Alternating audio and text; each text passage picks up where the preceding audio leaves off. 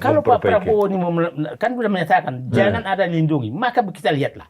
Saya sering ke daerah, pemilik SPPG di luar daerah itu kan politisi busuk semua di baliknya. Iya. Dan politisi busuk yang dekat kekuasaan. Jadi kalau diberantas semua tuh, maka seluruh yang busuk-busuk sekitar presiden itu habis. Gak apa-apa. Kan Pak Presiden kan beberapa tahun lalu ternyata selama ini saya dapat laporan salah. Iya kan? Pernah kan menyatakan? Iya, pernah. Iya kan? Nah, akhirnya dia sudah menyadari. Awalnya senang tuh, apalagi kepala BGN datang membohongi dia dengan ketawa-ketawa kan happy dia. 19.000 sapi akan kita potong, Pak. Kan orang kurang ajar benar orang ini membohongi presiden depan publik. Nah, awalnya kan presiden senang kayak gitu-gitu. Nah, sekarang dia menyadari bahwa ternyata saya salah. Jadi saya pikir, saya katakan, mungkin Pak Presiden titik baliknya tuh mungkin sebelum 17 Agustus sudah menjadi titik balik. Kepercayaan publik akan balik dan semua akan normal. Saya harapkan. Bang, tapi apa yang harus dilakukan pemerintah di dalam kondisi sekarang ya, yang kira-kira bisa memberikan optimisme lah? Ya, itu saya katakan, Pak Presiden jangan terlalu takut politik. Masalah bangsa Indonesia ekonomi. Tolong fokus kepada ekonomi.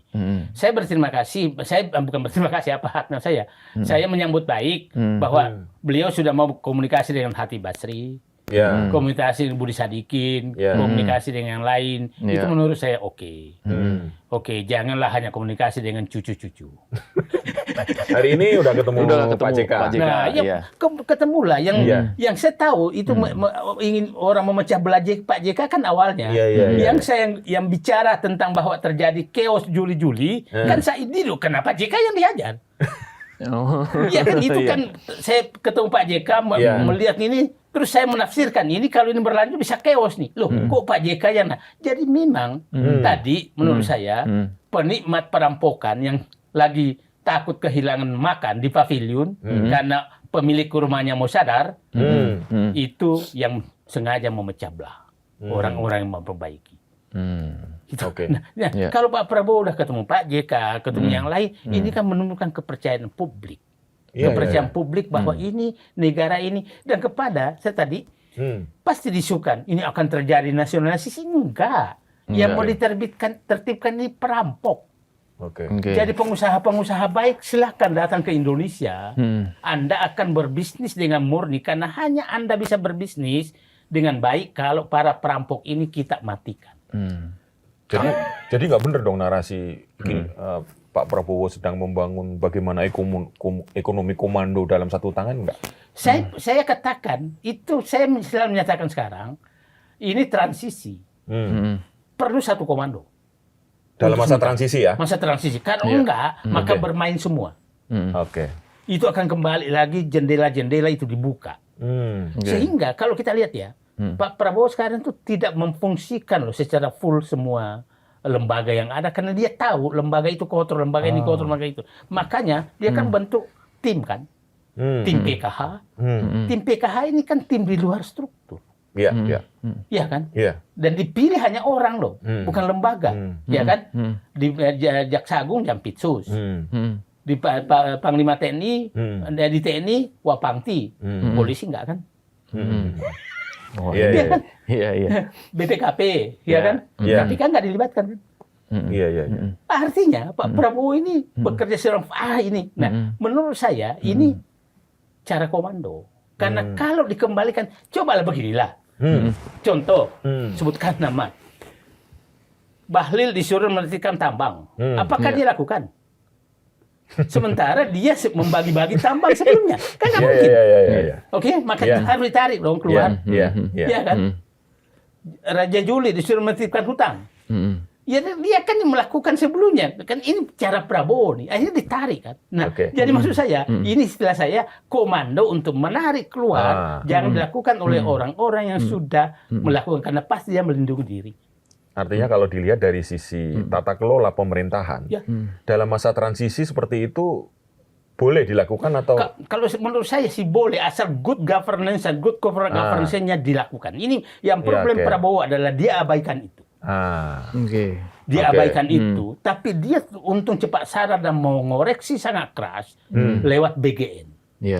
Akhirnya yang lain ketakutan semua. Jadi momentum ini ya. Momentum. Bahwa Pak Prabowo serius. Nah, kalau Pak memperbaiki. Prabowo ini kan sudah menyatakan jangan ada lindungi, maka kita lihatlah. Saya sering ke daerah, pemilik SPPG di luar daerah itu kan politisi busuk semua di baliknya. Iya. Dan politisi busuk yang dekat kekuasaan. Jadi kalau diberantas semua tuh, maka seluruh yang busuk-busuk sekitar presiden itu habis. Nggak apa-apa. Oke. Iya. Jadi ketegangan-ketegangan ini akan Reda. atau mereda Iya. dengan sendirinya ketika orang-orang melihat komitmen Pak Prabowo memang serius gitu. Ya, saya bilang selakit sekali Pak Prabowo goyang, maka air bah Tidak tertahan lagi. akan balik menenggelamkan dia. Nah, itulah saya ingatkan sekali. Hati-hati kita yang paham, jangan sampai kita salah mengulas sehingga termanfaatkan. Termanfaatkan ditunggangi oleh orang-orang pavilion penikmat itu untuk menjatuhkan Prabowo sehingga gagal lagi seperti Bung Karno, Pak Harto, Pak Habibie dan Gus Dur Oke. untuk mengembalikan kedaulatan. Kedaulatan ini perlu kembalikan. Iya. Iya. Ini menarik ini. Banyak kata-kata 99 ya, Bang Said ya. Ya kan begini sih, saya kan paham apa di dalam. Saya paham betul bagaimana perampokan itu terjadi, bagaimana saya paham saya kasih contoh beginilah. Waktu saya di Kementerian BUMN sangat aneh, kadang-kadang kita BUMN disuruh ngalah. Saya kasih contoh. Iya. Almarhum siapa? Ari Sumarno. Iya. Datang menghadap ke saya, Pak, ini saya dipaksa menyerahkan gas yang ditemukan Pertamina ke perusahaan asing. Oke. Akhirnya Dirut Pertamina yang bisa memaksakan kita udah tahu kan, nggak usah disebut. Terus gimana hati kamu? Saya nggak mau, Pak. Iya. Oh, kalau itu tolak aja, tapi siap-siap dipecat. Ya, saya tolak, Pak. Ya benar, 3 bulan kemudian dipecat. Begitu Begitu kuatnya ya. kejadiannya. Saya alami. Saya dilantik jam 10, jam 2, saya udah telepon istana untuk ketemu seseorang. Oke, kita ketemu. Saya ketemu di Plaza Indonesia, hotel apa namanya itu? Grand Hyatt. Grand Hyatt. Iya, betul. Di bawah bisnis. Tahu di dalam ada Haris Khalid. Oh ya. Loh, kok kau di sini? Oke. Ya kita yang mau ketemu. Loh, saya nggak janjian dengan Anda. Datang ini, enggak masalah, cuma minta satu aja. Selama Bapak menjabat, jangan ganggu. Oh. Langsung saya berdiri, ku ganggu kau selama aku menjabat. Nah, kita butuh orang-orang seperti itu. Ya, itu. Malam saya ditelepon, Pak, sepertinya minggu depan Bapak diganti. Ya, ganti aja, gak ada urusan saya. Nah, tapi bertahan juga sampai 6 tahun. Jadi, jadi maksudnya sebenarnya masih banyak lah orang-orang baik lah. Oke, sekarang soal investor internasional nih, yang sekarang lagi memberi nilai tidak bagus ya terhadap ekonomi Indonesia. Mungkin kan orang, karena ini persepsinya masih kurang baik gitu di mata investasi. Gitu. Gimana kalau nanti orang bisa dibuktikan bahwa... Saya bilang begini, ketakutan mereka adalah hiperbolik terhadap bahwa Pak Prabowo tidak was-was terhadap pengelolaan fiskal. Itu kan dia takutkan. Benar. Sehingga utang bisa melonjak. Yang kedua, dia takutkan bahwa ini terjadi nasionalisasi. Itu poinnya. Nah, itu kan poinnya yang selalu diglorifikasi oleh mereka. Padahal sebenarnya Prabowo hanya mengatakan, rezimku ingin mengembalikan pasal 33 dan semua orang itu kan begini. Hampir semua negara yang maju sekarang itu pasal 33 loh. Rusia, Cina. Ya, benar. Ya, betul. Pasal 33 loh. Ya, Amerika yang pakai pasar bebas itu hanya menghasilkan koruptor dan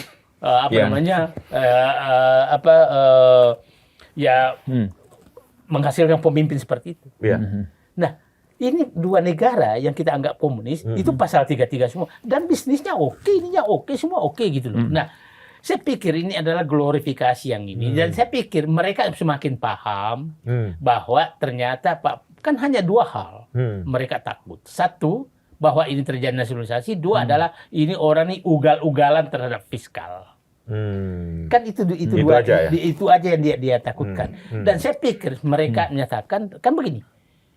Perusahaan asing di Indonesia itu kan sebagian besar itu masuk lewat pintu lain bukan langsung kecuali yang lama.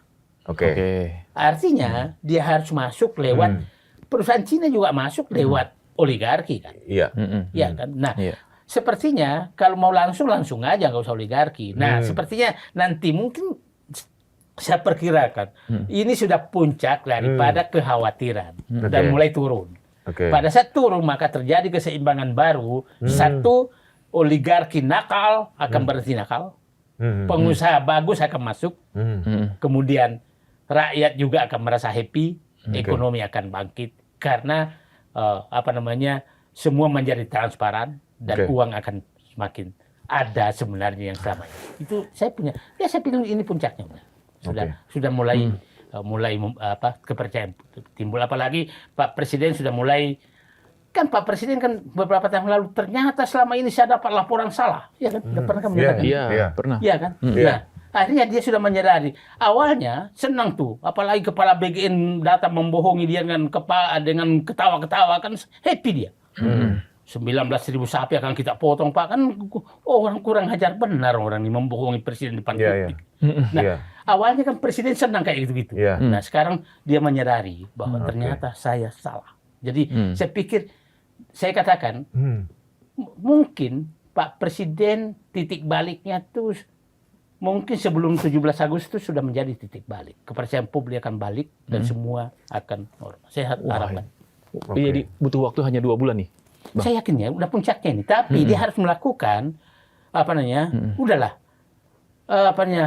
waktu untuk mengakomodasi politik sudah lewat. Sudah 2 tahun, cukuplah. Saatnya adalah betul-betul untuk kesuksesan dia sebagai presiden, bukan lagi akomodasi. Waktu untuk berterima kasih. Sudah selesai. Selesai. Dan sudah cukup. Kau udah nikmati lagi. Aku nggak penjarakan kau. Selesailah. Terima kasih itu. Maka Agustus yang masuk ke dirinya sendiri. Inilah kabinet Prabowo, bukan kabinet keberlanjutan Jokowi. Ini masa-masa krusial dong, Bang, berarti ya. Bagi Pak Prabowo agar tetap sesuai dengan track yang sekarang. Jangan sampai nanti dirayu lagi, ketemu lagi sini, belok lagi nanti. Saya harapkan Pak Prabowo ini titik krusialnya jangan lewat nih, karena ini titik krusial betul. Tapi saya melihat tekanan sudah mulai menyadari Pak Prabowo nggak bisa ditekan. Nah, itulah saya bilang orang-orang yang paham betul harus bicara apa yang terjadi sebenarnya. Terserah. Orang menganggap saya sudah kayak ternak Prabowo katanya, terserah. Tapi saya katakan di tempat ini, kalau Pak Prabowo masih jalan dengan jalannya sekarang, maka saya dukung.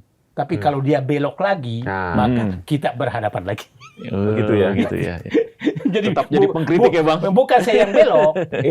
Pak Prabowo udah belok. Kembali ke aslinya yang selama ini kita tahu. Oke. Menarik sekali. Tapi ini kayaknya perbincangan kita harusnya lebih panjang nih ya, Mas Bung ya. Tapi karena waktu juga ya kita cukupkan dulu. Tetapi tadi seperti prediksinya Bang Said, kalau ini kan ada Piala Dunia, prediksi yang menang siapa bukan, tapi bagaimana titik balik pemerintah nanti mudah-mudahan tercapai dan menemukan optimisme masyarakat di bulan Agustus, tanggal 17 Agustus, Bang ya. Jadi saya bilang beginilah, Pak Prabowo. Belajar untuk perbaikan ini nggak usah malu-malu ke Putin dan Jinping. Kalau belajar tentang semangat yang terkait sepak bola, belajarlah sekarang ke Spanyol. Betapa dia berbalik memihak ke Palestina. Itu semangat. Itu menarik. Tapi semangat juga di Piala Dunia. Semangat di Piala Dunia. Karena Spanyol semangatnya begitu, saya yakin semangat presidennya berbalik itu turun ke sepak bolanya. Jadi saya menduga Spanyol lah yang berharap Spanyol yang juara. Ini setuju kita ini. Spanyol juara, terus kemudian tanggal 17 Agustus adalah titik balik dan mudah-mudahan itu benar-benar terjadi ya, Bang ya, demi bangsa kita, demi Indonesia berdaulat lagi. Terima kasih Sobat Sindo, kita ketemu lagi di To The Point selanjutnya. Assalamualaikum warahmatullahi wabarakatuh. Waalaikumsalam.